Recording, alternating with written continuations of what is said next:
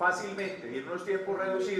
House representatives have approved a mechanism recently agreed to by the FARC and the government to protect the eventual peace deal from being undone or modified in the future.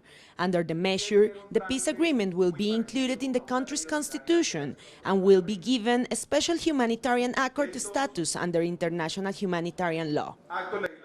If to the disgrace of this country the next president turns out to be from the extreme right opposition, the peace deal might then not be accepted. Therefore, what we want is for the deal to receive the status of constitutional amendment, for it to become legally binding, so that the future governments can't destroy what has been built by both left-wing and sector of the right that also wants peace for Colombia. Allies of former President Álvaro Uribe have condemned the agreement as a coup d'etat, but several other lawmakers say the procedure to protect the peace deal complies with Colombia's democracy and institutions. Once the final peace deal is reached, it will need to pass through Congress and the Constitutional Court before being effectively incorporated into the Constitution. Judicial protection is just one phrase that is also a very legitimate argument of the FARC guerrillas. During 52 years, their security has been defended by the rifle.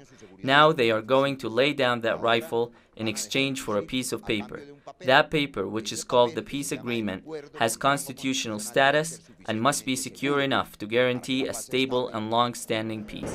Beyond the legal protection, the citizens' approval of the agreements remains a concerning issue among lawmakers. Both parties negotiating in Havana have said that it will be the Colombian people who will ultimately approve the peace deal, but the specific mechanism for this has yet to be agreed upon. Most of the political parties in Congress agree that there must be a public vote. It is in the polls where the legitimacy and the citizens and social strength lies. What will ultimately ensure that this peace process becomes binding is that the people endorse it within their hearts and minds.